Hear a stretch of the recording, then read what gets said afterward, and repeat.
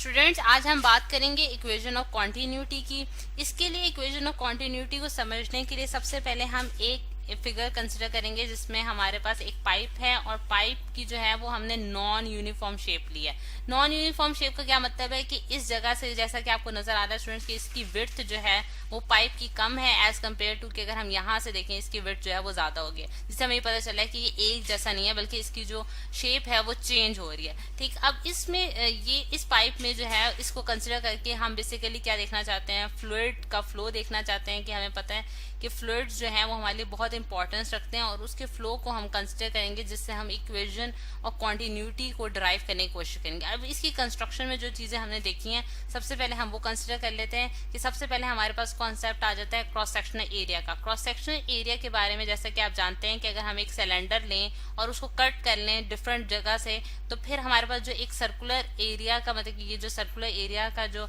हमारे पास आ जाता है, ये हमारे पास क्या कहलाता है, क्रॉस सेक्शनल एरिया कहलाता है स्टूडेंट। जैसा कि इस केस में जो ये जो स्मॉल विड्थ का हमारे पास रीजन है, इसका जो क्रॉस सेक्शनल एरिया हमारे पास निकला है वो हमने उसको हमने क्या कहा है, A2 का है। और ये जो एरिया है जिसकी विड्थ ज्यादा है उसका जो क्रॉस सेक्शनल एरिया है वो हमारे पास A1 है। ठीक, अब जो लेंथ हम कंसिडर करने जा रहे हैं स्टूडेंट्स, यानी कि अब इसमें से फ्लूइड जो फ्लो कर रहा है उसकी डायरेक्शन जो है वो इस ग्रीन एरो से शो की जा रही है,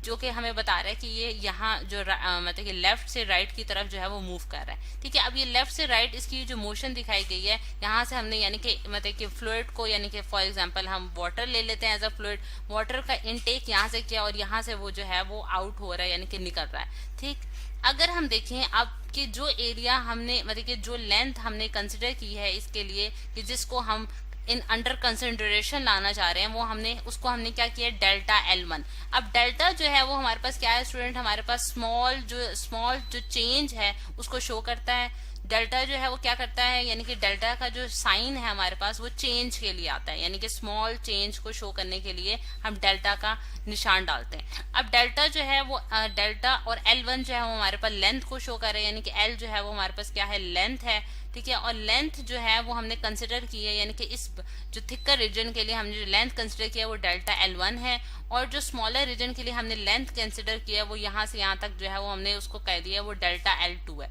तो ये तो स्टूडेंट्स हमारे पास जो बेसिक कंस्ट्रक्शन हमने की है, यानी कि इक्वेशन ऑफ कॉन्टिन्यूटी को ड्राइव करने के लिए, वो हमारे पास ये आ गए। ठीक, अब हम देखते हैं कि हम इक्वेशन ऑफ कॉन्टिन्यूटी को कैसे निकाल सकते हैं, कैसे समझ सकते हैं। इसके लिए सबसे पहले अगर हम एक टाइम लें, यानी कि एक स्मॉलेस्ट टाइम जिसमें हम इसकी मोशन को कंसिडर करना चाहते हैं, जिसके लिए अगेन मैंने डेल्टा का साइन यूज किया क्योंकि मैं स्मॉल चेंज जो है वो देखना चाहती हूँ। ठीक है, टाइम में स्मॉल टाइम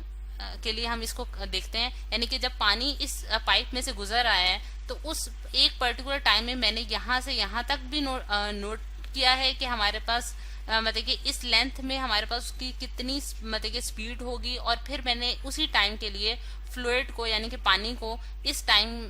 इसी मतलब कि पर्टिकुलर टाइम में, वही टाइम जिसमें मैंने यहाँ नोट किया था उसी टाइम में मैंने एक और स्टूडेंट को कहा कि वो यहाँ भी नोट करे पानी को का फ्लो। ठीक है, और उसने जो है उसकी वेलोसिटी नोट की है जो कि V2 निकली है। ठीक है, इस पॉइंट पे उसकी वेलोसिटी V1 निकली है और इस पॉइंट पे उसकी वेलोसिटी कितनी निकली है, V2 निकली है। और कितने डिस्टेंस के लिए, क्योंकि हमें पता है कि वेलोसिटी क्या होती है, कि हमारे पास डिस्प्लेसमेंट पर यूनिट टाइम होती है, यानी कि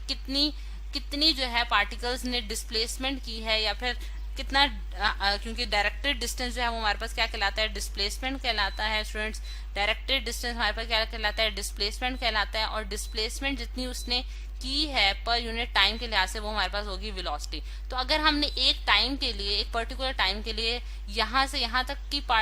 जो पार्टिकल्स मूव किया उनकी वेलोसिटी मेजर की है जो कि V1 आई है, और यहाँ से यहाँ तक की जो वेलोसिटी मेजर की है वो हमारे पास V2 आई है। ठीक, अब ये चीज जो है वो हमने कंसिडर किया। अगर मैं डेल्टा M1 देखूं, यानी कि कितना मैथ्स में चेंज आया है फॉर दिस रीजन, यानी कि यहाँ से यहाँ तक में मैथ्स में जितना चेंज आया है, तो मैथ्स की वैल्यू हम कैसे निकाल सकते हैं, ρ1 इंटू V1, और V जो है वो हमारे पास इस केस में क्या है, वॉल्यूम। क्योंकि हमने ये चीज हमने कहाँ से निकाली है स्टूडेंट्स, क्योंकि हमें पता है कि डेंसिटी जो है वो मास पर यूनिट वॉल्यूम होती है। और अगर मैं मास निकालना चाहती हूँ किसी बॉडी का, तो मैं क्या कैसे निकालूंगी कि मैं डेंसिटी को मल्टीप्लाई कर दूंगी V से, और रो जो है वो डेंसिटी को शो कर रही है यहाँ। ठीक है, तो इस वजह से मैंने मास के लिए लिखा है ρ1 इंटू V1। सही, अब ये चीज हमें यहाँ से बता रही है कि हमारे पास यानी कि इतने वॉल्यूम के लिए इतनी पार्टिकल्स की डेंसिटी डेंसिटी होगी और उसके लिए हम मास की वैल्यू कैलकुलेट कर सकते हैं। अब अगर मैं रो 1 को एज इट इज लिखूं और वॉल्यूम के बजाय मैं इसको वॉल्यूम के हमें पता है कि length into width into height का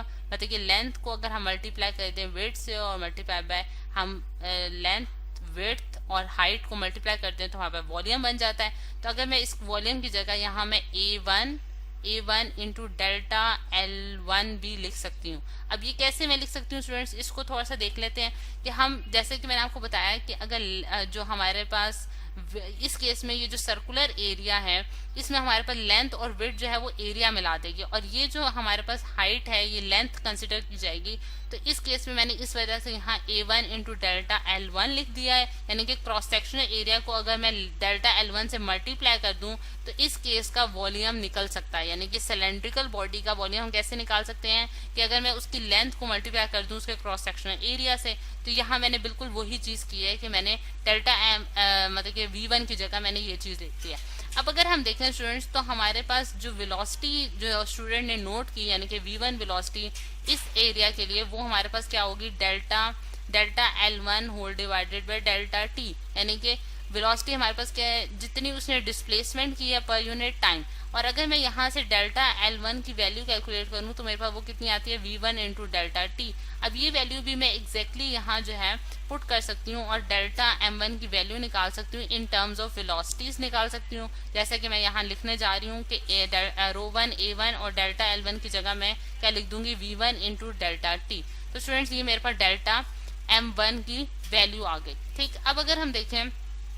एक सेकंड केस जो हम कंसिडर करने जा रहे हैं कि अब दूसरे केस के लिए हम कंसिडर करते हैं। अब उसके लिए मैं यहाँ जरा थोड़ी सी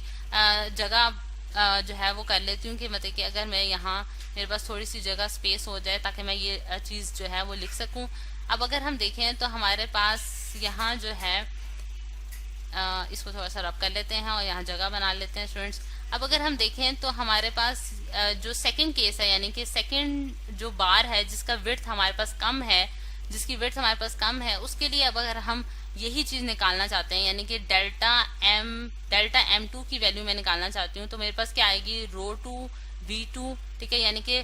डेंसिटी ऑफ दिस मतलब कि इस पार्टिकल्स की डेंसिटीज और उनका वॉल्यूम यानी कि यहाँ से यहाँ तक का वॉल्यूम। और वॉल्यूम क्योंकि हमें सिलेंड्रिकल बॉडी का पता है कि हम किस तरह से निकाल सकते हैं कि अगर मैं उसके क्रॉस सेक्शनल एरिया को मल्टीप्लाई कर दूं उसकी लेंथ से तो हमारे पास जो है वो उसका वॉल्यूम आ जाएगा। और इसी तरह से अगर मैं उसकी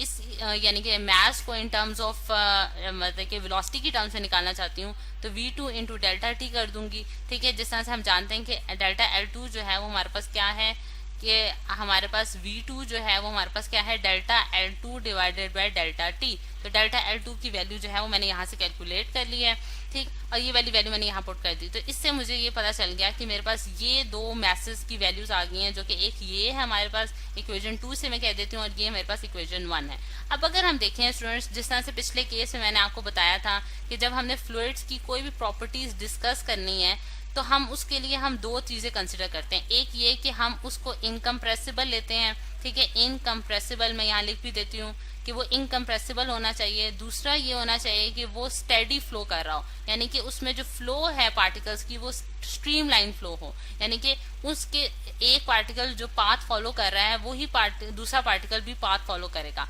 ठीक है, और तीसरी चीज हमने कंसिडर की थी कि हमारे पास वो जो है उसकी जो विस्कोसिटी है वो नॉन विस्कस हो यानी कि उसके दो लेयर्स के दरमियान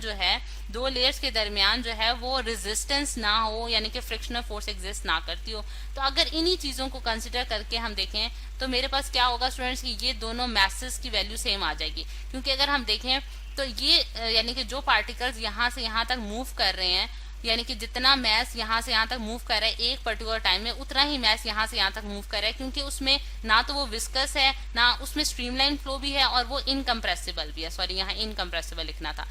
तो इस वजह से सेम जो मैस है वो मूव किया होगा। तो इसलिए हम कहते हैं कि यहाँ से डेल्टा M1 जो है वो डेल्टा M2 के बराबर होगा, जो कि नेक्स्ट पेज में करने लगी हूँ। डेल्टा M1 जो है वो डेल्टा M2 के बराबर होगा। ठीक, अगर हम अब इसमें वैल्यूज पुट करें यानी कि जो वैल्यूज हमने पिछले पेज पे निकाली थी वही वैल्यूज मैं यहाँ पुट करने जा रही हूँ। Rho 1 A1 V1 delta T is equals to rho 2 A2 V2 into delta T। ठीक, ये चीज जो है ये इसके साथ जो है वो कंबाइन कर दी गई है। अब अगर हम देखें तो ये दोनों वैल्यूज जो हैं इसके जरिए हमने यानी कि मैसेज को जो इक्वल किया है वो हमने बताया है कि इनकम्प्रेसिबल था, इस स्ट्रीमलाइन फ्लो था स्टूडेंट, तो इस वजह से हमने इनके मैसेज को जो है वो इक्वल कर दिया। अब अगर हम देखें तो यहाँ से हमारे पास जो है यहाँ से ये हमारे पास एक इक्वेशन बनी है जो कि हमने निकाली है। अब अगर हम देखें तो इस केस में हमारे पास डेल्टा टी जो है वो डेल्टा टी से कैंसल अप हो जाएगा, ठीक है, क्योंकि हमने एक सेम टाइम के लिए दोनों मैसेज की वैल्यूज जो है वो कैलकुलेट की थी। तो इस वजह से हमारे पास रो 1 A1 V1 जो है वो इक्वल आ गया रो 2 A2 V2 के। ठीक, अब ये चीज हमारे पास बन गई। और एक जो आखिरी चीज जो हम इसमें देखना चाह रहे हैं स्टूडेंट्स वो हमारे पास ये है कि अगर हम देखें कि हमारे पास जिस तरह से यहाँ रो 1 A1 V1 हमारे पास आया है और यहाँ रो 2 A2 V2 आया है, तो हमारे पास यहाँ ये चीज है कि हमारे पास जो इसकी डेंसिटी थी वो भी हमारे पास सेम रही है, यानी कि ये क्योंकि ये इनकम्प्रेसिबल था स्टूडेंट्स, जिस तरह से हमने फ्लूइड को क्या लिया हुआ है, इनकम्प्रेसिबल लिया हुआ है, ठीक है। तो इसका मतलब क्या है कि उसकी जो डेंसिटी है वो चेंज नहीं हो रही है, यानी कि डेंसिटी जो है फ्लूइड की वो क्या रह रही है, कांस्टेंट रह रही है। ठीक, उसका मास पर यूनिट वॉल्यूम जो है वो सेम है। तो इस वजह से रो 1 जो है वो रो 2 के बराबर आ जाएगा, क्योंकि रो जो है वो डेंसिटी को शो कर रही है, जिससे हम जो इसका फाइनल रिजल्ट जो है वो निकाल सकते हैं बहुत आसानी से, जो कि हमारे पास क्या है A1 V1 is equals to A2 और V2, यानी कि मास जो यानी कि एरिया मल्टीप्लाई बाय वेलोसिटी और A2 यानी कि सेकंड ऑब्जेक्ट का एरिया और मल्टीप्लाई बाय इट्स वेलोसिटी। अब अगर हम दोबारा से वही चीज कंसिडर करें ताकि हम इसकी रिजल्ट डिस्कशन कर लेते हैं। अब अगर रिजल्ट डिस्कशन देखें स्टूडेंट्स तो ये मेरे पास वो कंटेनर था जो कि मैंने पहले कंसिडर किया था, यानी कि यहाँ हमारे पास एरिया जो था वो ज्यादा था, क्रॉस सेक्शनल एरिया यहाँ हमारे पास क्या था, ज्यादा था। और यहाँ जो क्रॉस सेक्शनल एरिया था इसे मैंने A1 लिया था, और ये जो मेरे पास क्रॉस सेक्शनल एरिया था ये मेरे पास क्या था, A2। ठीक है, अगर हम देखें तो इक्वेशन ऑफ कॉन्टिन्यूटी यानी कि ये जो हमारे पास इक्वेशन ऑफ कॉन्टिन्यूटी आई है ये हमें क्या बता रही है कि हमारे पास जब A1 यानी कि एरिया और क्रॉस सेक्शन ज्यादा होगा तो उस केस में जो हमारी वेलोसिटी होगी यानी कि पार्टिकल्स की जो वेलोसिटी होगी यानी कि फ्लूइड की जो वेलोसिटी है, इन अदर वर्ड्स, वो हमारे पास क्या हो जाएगी, कम हो जाएगी। और A2 जो है वो अगर यानी कि क्रॉस सेक्शनल एरिया कम होगा तो हमारे पास वेलोसिटी ज्यादा होगी, यानी कि ये दोनों जो चीजें हैं ये अपने आप को मेंटेन रखेंगी एक खास वैल्यू पे जो है। इसको मतलब कि इसका क्या मतलब है कि यानी कि इनका जो रेट ऑफ फ्लो है वो जो है वो सेम रहेगा, यानी कि वॉल्यूम का जो फ्लो है वो हमारे पास सेम रहेगा। अब इस चीज को एक और नजर से भी देख सकते हैं कि अगर A1 V1 जो है वो मैंने A2 V2 के बराबर किया है तो हमें पता है कि ये V1 जो है ये हमारे पास वेलोसिटी है, यानी कि वेलोसिटी क्या होती है हमारे पास, जिस तरह से हमने यहाँ delta XL1 divide by delta T किया था उसी चीज को मैं यहाँ दोबारा पुट कर रही हूँ, यानी कि delta L2 divide by delta T। ठीक है, और ये चीज जो है यानी कि A1 इंटू डेल्टा L1 जो है हमारे पास V1 है, यानी कि वॉल्यूम है जिसे मैंने कैपिटल V से डिनोट किया है, और डेल्टा T और is equal to V2 divided by delta T, यानी कि ये रेट ऑफ के वॉल्यूम का रेट है, यानी कि वॉल्यूम का फ्लो है पर यूनिट टाइम। ठीक है, वॉल्यूम का फ्लो है पर यूनिट टाइम, यानी कि कितना वॉल्यूम जो है कितने टाइम के लिहाज से जो है वो मूव कर रहा है। ठीक है, और वो जो है वो सेम रहेगा, यानी कि उसकी जो अमाउंट है वो चेंज नहीं होगी। और उसकी अमाउंट कैसे चेंज नहीं होगी, यानी कि उसकी अमाउंट कैसे चेंज नहीं होगी कि अगर हमारे पास लार्ज क्रॉस सेक्शनल एरिया है तो वहां वेलोसिटी ऑफ द पार्टिकल्स कम हो जाएंगे। ठीक है, और अगर